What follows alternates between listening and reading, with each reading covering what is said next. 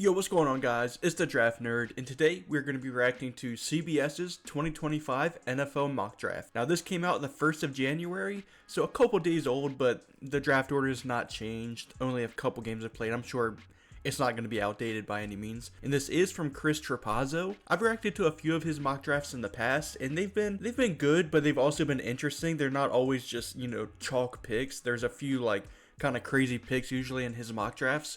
So without further ado, let's get into it. Alright, coming in at number 1, it looks like he has the New England Patriots going Travis Hunter, the wide receiver slash cornerback out of Colorado. Now, I don't know if there's trades in this mock draft. If there was, I think the Patriots could definitely possibly trade down here to a QB needy team, like maybe even the Raiders. Have the Patriots go down to, I believe the Raiders pick like 8th in the draft right now. And if that's the case, the Patriots could take one of the offensive tackles like a Will Campbell and Kelvin Banks if they want to shore up that offensive line, because I don't think either one of those two are worth taking with the number 1 overall pick. But if they do have to stick and pick here at number 1, I think Travis Hunter is the easy choice. Pairing Travis Hunter up with Christian Gonzalez on the other side, and then having him play receiver for about I'd say 10 to 15 snaps, gives Drake May a really good weapon to throw to, at spotty times in the game.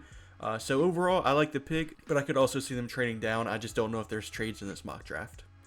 Moving on to number 2, we got the Tennessee Titans taking Tetairoa McMillan, the big-bodied receiver out of Arizona.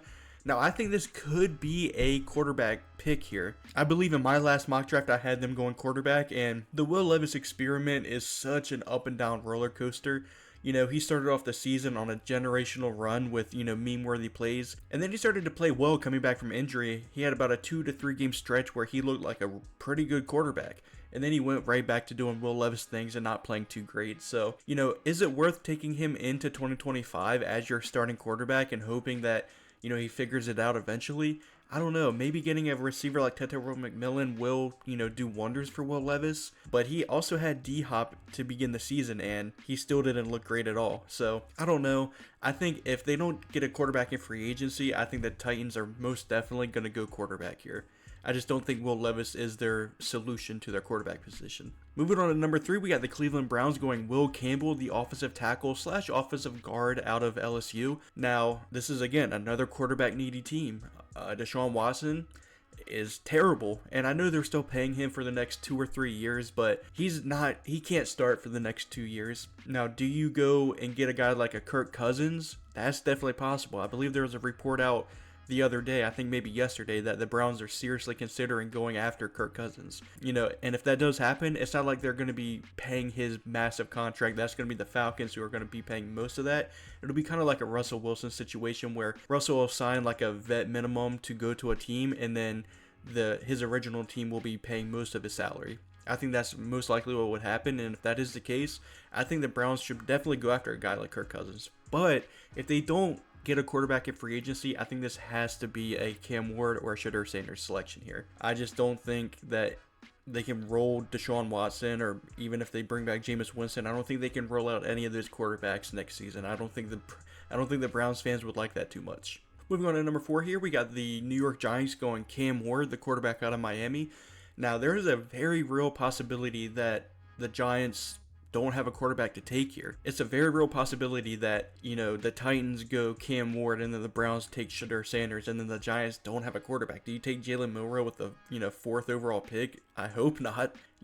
So in this scenario, the Giants do get lucky and they actually have their choice of the quarterbacks. Do I think that'll happen in real life if this is a solidified draft order? Probably not, but here we get Cam Ward. I've been doing a lot of tape study on both Cam Ward and Shedeur Sanders. Be on the lookout for a Shedeur Sanders video. I'm going to be doing a tape breakdown of him in probably the next few days, so be on the lookout for that. It's really a toss-up for me.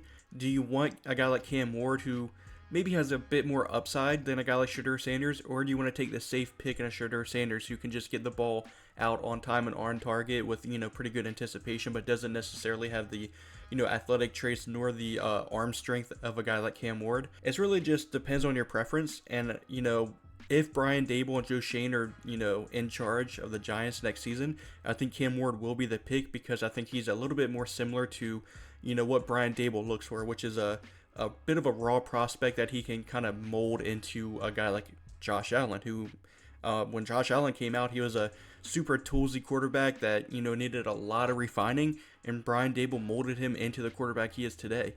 He wasn't able to do that with Daniel Jones, but hopefully he'll be able to do it with a guy like Cam Ward. Moving on to number 5, we got the Jacksonville Jaguars going Will Johnson. Will Johnson, I think, is the best pure cornerback in this draft.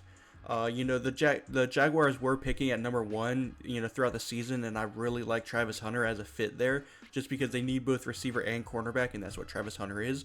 But if I really have to pick which one they need more, I do think it's cornerback. They have Tyson Campbell, who I really like, but I think Will Johnson could be that lockdown number 1 cornerback that they so desperately need.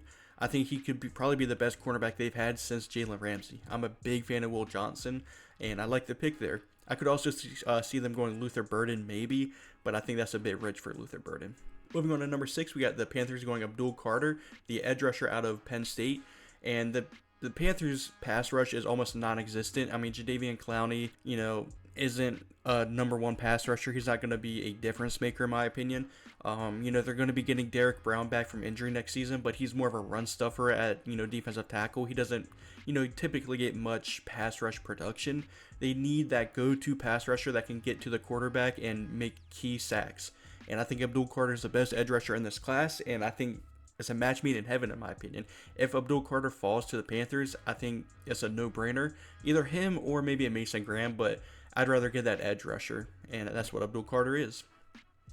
Moving on to number 7, we got the Jets going Mason Graham. This could be a sneaky quarterback spot. The Jets most likely won't be having Aaron Rodgers as their quarterback next season, whether he retires or just goes to a different team. I really do not think he's going to be on the Jets next season. They're going to have a new regime, though, so they're not going to feel pressure to take quarterback, year 1. They have a little bit of time to, get their guy. So out of all these QB needy teams like the Titans, Browns, Giants, the Raiders who are coming up, I do think the Jets are the least likely to take a quarterback.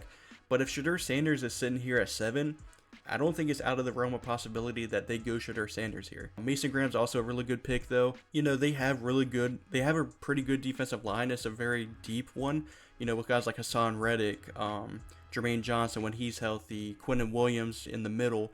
Pairing up Quinnen Williams and Mason Graham on that interior, that would be a sight to see. I like the sound of that, but I could also see them going quarterback too, especially with a guy like Shedeur Sanders still on the board here.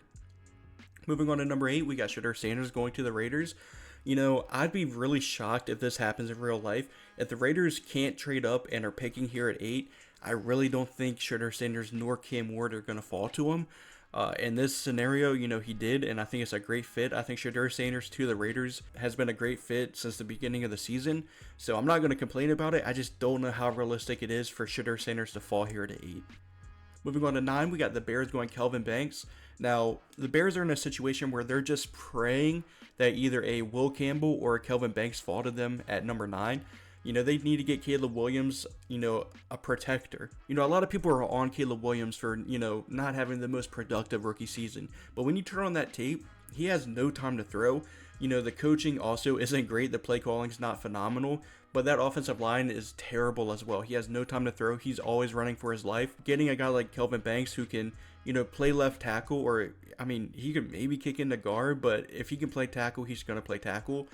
Just getting him a protector is the most important thing for the Bears at this point. Moving on to number 10, we got the New Orleans Saints going Luther Burden, the receiver out of Missouri. And, is he a bit similar to a guy like Chris Olave? Yes. But Chris Olave is going to be up for a contract in the next couple of years. I don't think he's up for his 5th-year option yet. Maybe that's this offseason. I can't remember off the top of my head. But he has dealt with a lot of concussions dating back all the way to Ohio State. I believe he's had like 5 or 6 concussions in his career. Do you want to put all that money into a guy who, has an injury history? Maybe getting a guy like Luther Burden can cover that base, because they both are pretty similar players. Luther Burden's a bit bigger, I do believe, but they're smaller-ish receivers that can both play in the slot and are smooth route runners. I like maybe the fit of a Teto Rowe McMillan a lot better. Is he going to fall to 10? Most likely not. Getting a guy like Luther Burden can kind of, just cover their bases if they don't want to extend Chris Olave when that, time does come. Moving on to number 11, we got the 49ers picking James Pierce Jr., the edge rusher out of Tennessee. I can't remember, Okay, Will Campbell. I forgot if Will Campbell went off the board or not. If Will Campbell or Kelvin Banks were still on the board, I think that would be the pick here. They could pair James Pierce up with Nick Bosa. I think that would be a really scary pass rushing tandem. But they also need offensive line help. The two top guys are off the board, but you could still go with the Ariante Urzery, a Cameron Williams, someone like that here at 11. Maybe a bit of a reach, but they really need someone after Trent Williams. He had an injury riddled season. He's getting up there in age. You need to get that offensive lineman to protect Brock Purdy. You can maybe find that in day 2. I like James Pierce a lot. It could have been Nick Scourton here as well. There's a lot of really good edge rushers. James Pierce is one of my favorite though, so I'm not mad at this pick, but I could also see them going offensive tackle as well. All right, coming in at number 12, we got the Indianapolis Colts going Nick Scourton. Going back-to-back edge rushers, taking Leatu Latu last year and then going Nick Scourton here. I believe I might have done that in my last mock draft as well. Kwity Paye hasn't shown anything worth saying that he's going to be a starter in this league anymore. Getting a guy like Nick Scourton, Leatu Latu struggled a bit in his rookie season. I think you just got to get more and more pass rush help. I could also see them going tight end here, maybe a Colston Loveland or a Tyler Warren to get Anthony Richardson a little bit more weapons. But I think it's either edge rusher, maybe a safety, or a weapon for Anthony Richardson. So I'm not mad at this pick at all. Moving on to number 13, we got the Cowboys going Ashton Jeanty. Everyone and their mom takes this. I also think this is a sneaky Luther Burden pick. Obviously, he's off the board in this mock draft. But if both players are there at 13, I wouldn't be surprised if they go Luther Burden. They don't really have a great receiving core outside of CeeDee Lamb. They also don't have a good running back either. I just think it's a little bit more of a toss-up than most people think between Ashton Jeanty and Luther Burden if he falls. Obviously, Burden's off the board here. Ashton Jeanty's, most likely going to be the pick in that scenario. And also, I just want to speak on, did Ashton Jeanty have the best game against Penn State? Not really. Is that going to hurt his draft stock? I don't think it should. I still think he's a phenomenal player. He just had nowhere to run in that game. I mean, he tried to make lemonade with lemons. It was just really, really hard for him to do. I don't think that's going to hurt Jeanty's stock at all. Moving on to number 14, we got the Cardinals going Princely Umamulin, the edge rusher out of Ole Miss. And I'm a big fan of Princely Umamulin, but at 14, that's a bit rich.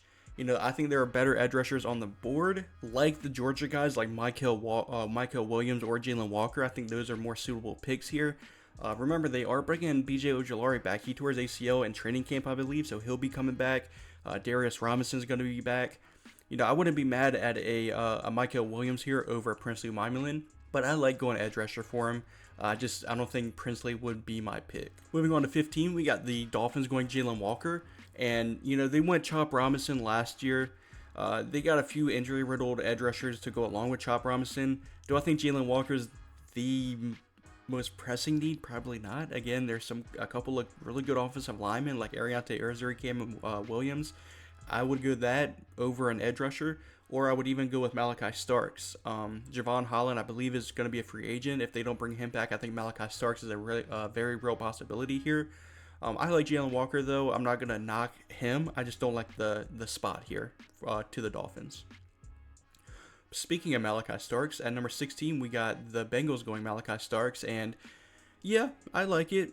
Do I think safety is their biggest need? Maybe not. I would probably say outside corners a little bit more pressing of a need. If they lose T. Higgins, maybe a receiver. I could even see one of the good running backs like Amarian Hampton, Quinshon Judkins going here. I don't see Malachi Starks going here too much. I would much rather go with maybe a Benjamin Morrison over a safety. But I really like Malachi Starks. I think he's a borderline blue chip prospect. It's just that he plays safety, so he's going to fall down the board a little bit. Moving on to number 17, we got the Falcons going LT Overton, the defensive lineman out of Alabama. He's a bit of a tweener, edge rusher, 3-tech. He's 6'5", 283, so he's a bit of a bigger guy, but he's super athletic, and he's got a lot of production to his name. Bottom of the line, the Falcons, when they're on the clock, they need to go pass rusher. They probably have the worst pass rushing situation in the league, up there with the Panthers, so you just got to go edge rusher, best available edge rusher on the board, or just pass rusher in general. It could be like a guy like LT Overton, maybe a Kenneth Grant, just someone that can get after the quarterback. That's the pick here for the Falcons, in my opinion.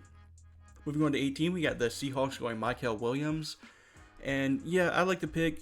I also like going offensive tackle here. I wonder where these offensive tackles are going to go. I mean, you got a Josh Simmons still on the board, Wyatt Milam, Ariante Urzuri, Cameron Williams.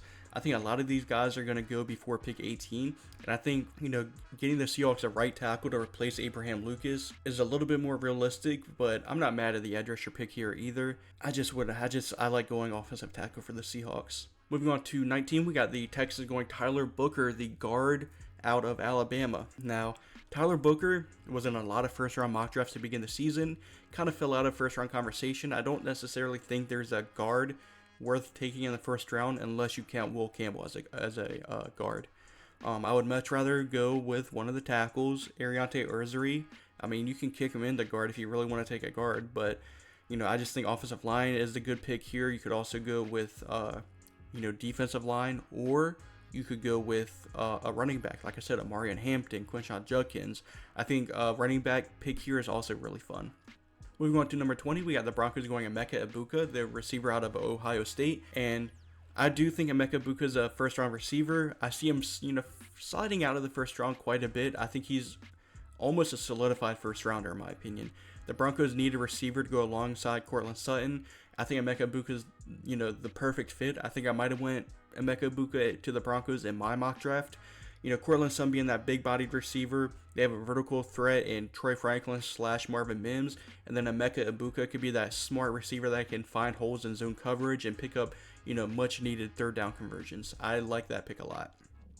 Moving on to 21, we got the Tampa Bay Buccaneers going Landon Jackson, the massive edge rusher out of Arkansas. He's 6'7", 280, and I like Landon Jackson a lot. He's a day 2 pick in my opinion. There's better edge rushers on the board in my opinion, like a Mike Green, even though he's a bit undersized. The Ohio State boys and JT Tuimoloau and Jack Sawyer. I would probably take them over Landon Jackson, but that's more of just my opinion and who I like a little bit better. I do like going edge rusher here for the Buccaneers, though. I think they should have went edge rusher last year, but they didn't. They ended up going Graham Barton, so they got to get an edge rusher in this draft to pair alongside Yaya Diaby, in my opinion. Moving on to 22, we got the Chargers taking Colston Loveland, and a lot of people like going this pick just because Jim Harbaugh is, a former Michigan coach. He coached Colston Loveland, and they need a tight end, so the fit makes sense here. I just think Tyler Warren's the better tight end prospect, and I think he fits what the Chargers are trying to do a little bit better, just because he's a bit bigger and he can block a little bit better than Colston Loveland. But I'm not mad at the tight end pick here, and since Colston Loveland played at Michigan, I have a hard time thinking Jim Harbaugh would want to go Tyler Warren over Colston Loveland. And speaking of Tyler Warren, we got the LA Rams going Tyler Warren here at 23, and I just think there's more needs that the Rams need to go here. Could go Ben Morrison at cornerback. Could go offensive lineman here again. There's still some really good offensive tackles still on the board. I think Tyler Warren is more of a luxury pick, and I don't know if they can afford a luxury pick. And a sneaky pick here could also be Jalen Milroe. Matthew Stafford's, getting up there in age. You gotta think in the future. Do I think Jalen Milroe is worth a first round pick? I wouldn't be mad if he went late first round here at 23. I wouldn't be too terribly mad at it, but I would probably go offensive tackle here if it was me making this mock draft. Moving on to 24, we got the Packers going Derek Harmon. Again, am I tripping? Has Ben Morrison went off the board? I just forgot. No. Yeah, I really like the Packers going Ben Morrison when he's still on the board when the Packers pick. Just because Jair Alexander is always injured, so they need to get that kind of number 1 cornerback. And then when Jair Alexander is healthy, having Ben Morrison as your number 2 cornerback, that's a really good pairing. And I know he's got a bit of a weird injury, apparently. I don't know the full details, but that is why he's slipping in most people's mock drafts. We'll learn a little bit more, hopefully, when he gets his medicals taken care of when he goes to the combine. But Derek Harmon, I really like him a lot. It just seems like the Packers got so many defensive linemen. They always go defensive linemen. I mean, Lucas Van Ness from a couple years ago. I don't know. I would look elsewhere, maybe secondary help, but that's not to say I don't like Derek Harmon. I think Derek Harmon's a really good player. Moving on to 25 here, we got that Steelers going Jahdae Barron. That's a really good pick in my opinion. I kind of forgot about Jahdae Barron. Pairing him up with Joey Porter Jr. Jahdae Barron played outside corner at Texas this year, and he played really, really good. He played slot before that, and he also played really, really good. I think he's a bit of a Swiss Army knife, similar to a Brian Branch. I really like Jahdae Barron. He's one of my favorite prospects in the entire draft. I love that pick a lot. Moving on to 26 here, we got the Commanders going Ashton Jelote, the edge rusher out of Louisville. I haven't seen Ashton Jelote going in the first round in a while. Do the Commanders need pass rush help, especially out on the edge? Yes, 100%. Off the top of my head, I'd probably take Mike Green over Ashton Jelote. I like Ashton Jelote, but I think he's more of a day 2 pick. I could also see them going offensive lineman here. Again, Ariante Erzuri, Cameron Williams, guys like that. I think they could go here too. Moving on to 27, we got the Ravens going Kenneth Grant, the defensive lineman out of Michigan. And they do need pass rush help. You know, a lot of people say their secondary's trash and they allowed a lot of passing yards. I don't think it's the secondary's fault. I mean, they got guys like Kyle Hamilton, Marlon Humphrey, Nate Wiggins. I think that the reason they allowed so many passing yards was because they weren't getting any pass rush production. You know, Nnamdi Madubuike and Adafe Owe, David Ajabo, they just weren't getting home. So could I see them going Kenneth Grant here? Yes. Mike Green also? Yes. But again, with these offensive tackles still on the board, I think they got to go with offensive tackle here. Moving on to 28, we got the Eagles going Mike Green. I like that pick a lot. Do they need an edge rusher? Probably not. Do they need anything? Not really. So getting a really toolsy guy like a Mike Green who they can just, you know, coach up for the next 2 years and then have him start, I think that's the perfect scenario. I really like Mike Green to the Eagles. I also like going tight end here, but both the really good tight ends are off the board, so I'm not mad at Mike Green here. Moving on to 29, we got the Bills going Andrew Makuba. He made a clutch interception a couple days ago in the playoffs. Do I think that's going to catapult him into the first round? No. I like guys like Nika Monwori a lot better here than Andrew Makuba, and I also like going defensive line here for the Bills as well. So Andrew Makuba, a bit of an outdated pick here for being a first round pick. I think he's more of a day 2 pick, but I don't know. Maybe he'll fly up the board. I think it says here he'll fly up boards with a tremendous combine. I think that is true. So maybe he's just a little bit ahead of the curve. I don't know. But I do like Nika Monwori a little bit more. Here we go. Finally, the Vikings going Benjamin Morrison, the cornerback out of Notre Dame. Man, if he falls to the Vikings, that'd be a home run of a pick for the Vikings. They've had their secondary problems. You know, Kyrie Jackson passing away. They thought they shorted up with him. Unfortunately, he passed away. Getting a guy like Benjamin Morrison here at 30. I mean, if he's healthy and he's the same Benjamin Morrison that we've seen on tape, that's an absolute steal here at 30. Love that pick. Moving on to 31, we got the Lions going TJ Sanders, the defensive lineman out of South Carolina. Yeah, I mean, do the Lions need much? Not really. I really like Elike Umanor here, or maybe a Jaden Higgins, I like wide receiver pick here a little bit more, you know, because they don't really have that X receiver. Amon-Ra St. Brown's a really good receiver. He's a wide receiver 1, but he's a slot guy. Jamison Williams is a deep threat. They don't have that X receiver, and I think Elike Umanor could be that guy for the Lions, but I'm not mad at the TJ Sanders pick. He's a good player as well. And then rounding out the first round, we got the Kansas City Chiefs going offensive tackle Wyatt Milam. Finally, one of these really good offensive linemen going off the board here at 32 to the Chiefs. And, you know, despite the Chiefs being a dynasty, they've never really had great offensive tackle play. You know, they try to, draft Kingsley Suamataia, however you pronounce it. And he played well in the beginning of the season, not so much at the end of the season. Getting a guy like Wyatt Milam, just getting more offensive tackle help and seeing what sticks, I'm not mad at that at all. And then that's going to do it. Let me know what you think of this draft. I thought it was a pretty good one. Definitely some questionable picks. Maybe he's just a little bit higher on different players than I am, but overall, pretty good draft. Let me know what you guys think. And if you liked the video, consider subscribing. And as always, I'm the Draft Nerd, and thanks for watching.